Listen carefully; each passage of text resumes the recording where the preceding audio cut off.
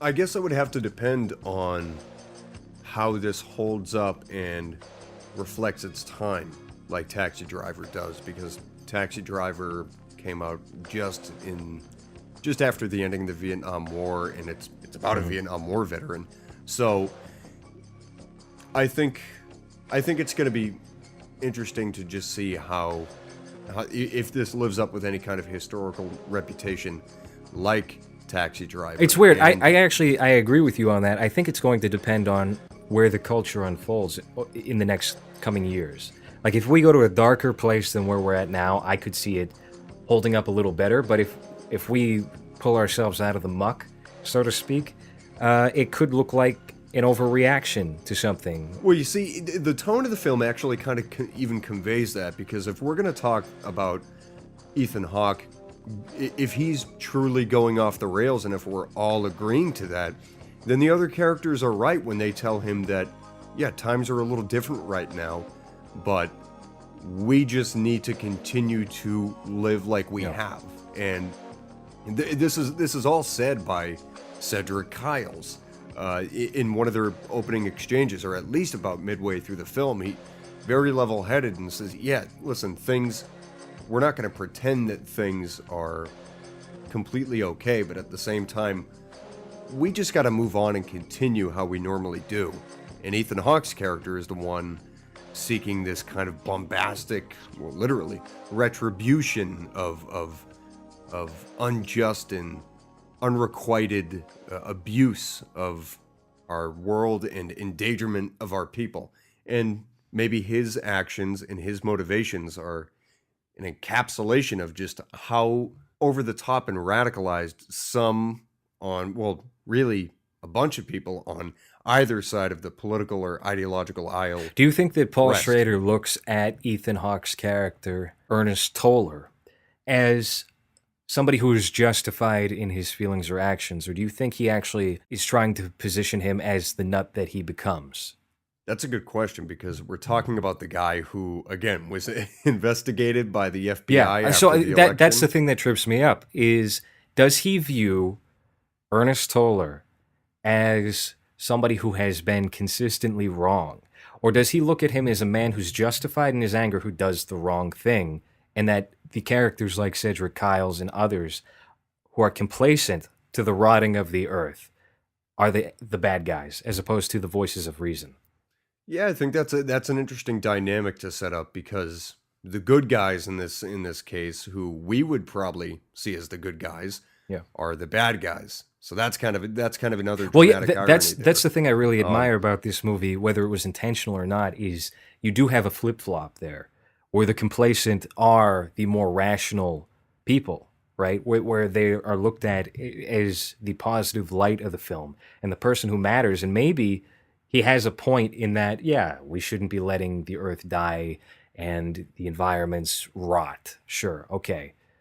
He might be valid in his points, but so is Magneto, in all those X-Men movies. Like, yeah, he doesn't want to get bossed around and mistreated and killed, but that doesn't justify what he does.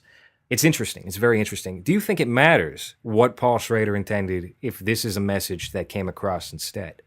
I think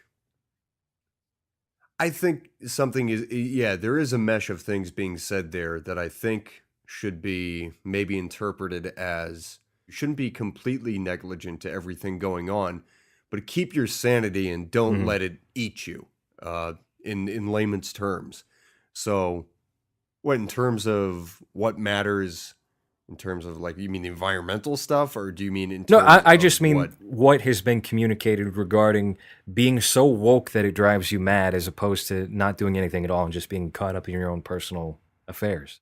Oh, geez, well, that's like a personal thing. That's everybody would like to think that they're knowledgeable about most things, and that what they believe in matters the most.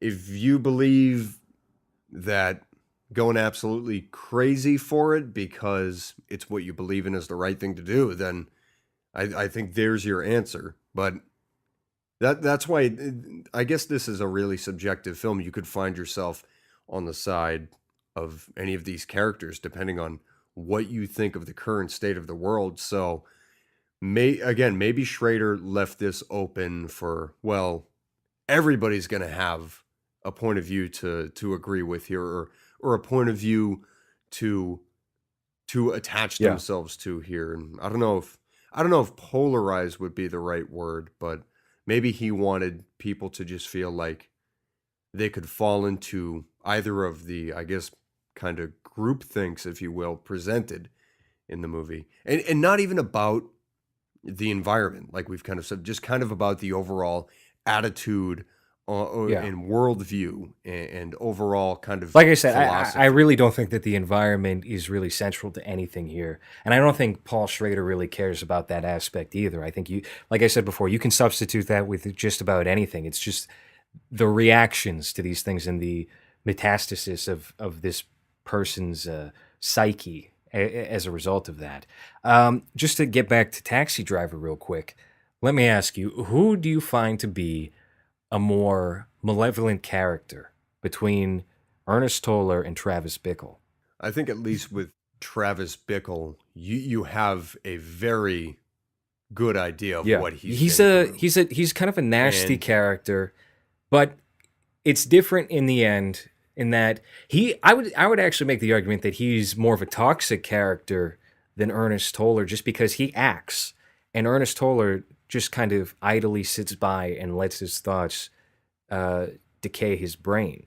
Where Travis Bickle, he fought for America. He's observing his environment and seeing that things are changing, and he's not reacting positively to that.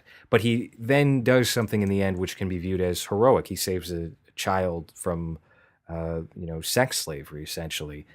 Whereas Ernest Toller sees something that you could very easily make the case for is a genuine problem with climate change or whatever, regardless of what you believe in. If you want to believe that pollution's bad, then, and I think we can all agree pollution's bad, but the severity of it could obviously be debated.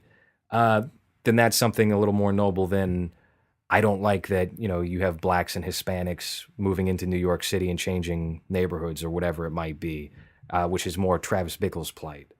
But obviously, the difference here is that Ernest Toller goes down a more sinister path and tries to wipe out a church full of people, and Bickle saves one girl from a bunch of scumbags. yeah, and I think it's Bickle, with anybody that knows about the Vietnam War, probably came back to being called a baby killer after probably getting his head blown off a bunch of times and seeing dozens of people in his company being killed. Whereas again, with the Toller character, there's some trauma there, and there's some hardship in his past. Also, But I don't mean to that interrupt you real quick. I was just going to say that's not to say that Travis Bickle's main complaint is because of different demographics or something, because I had specifically cited the blacks and Hispanics things. That is actually more of what Paul Schrader had in mind when writing, is him being more of a racist character than what Martin Scorsese rolled with. I think in the film it's more so communicated that it's just the crime. And honestly, New York was a hotbed for crime back in the 70s especially. So anyway, I'm sorry. Go right ahead and finish your point. Well, I just think, yeah, with Toller, there's definitely some trauma there, and there's some hardship, but I don't think he's painted a vivid enough picture of the world, because he seems like he has his head in the sand. Uh, I mean, figuratively speaking, at the beginning of the movie, and then when he comes across all of this new information, suddenly he channels that into his devolution, if you will. Yeah.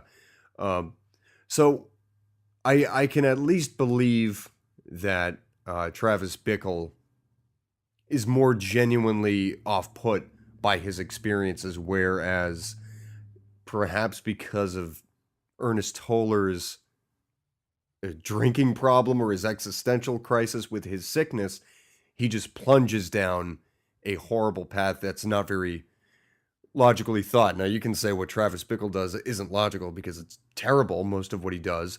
You can map it out from A to Sure. A to B Not to easily. gloss over what Travis Bickle attempts earlier in the film, which is assassinating a politician. The federal agents wind up kind of thwarting that, and he's on the run or whatever.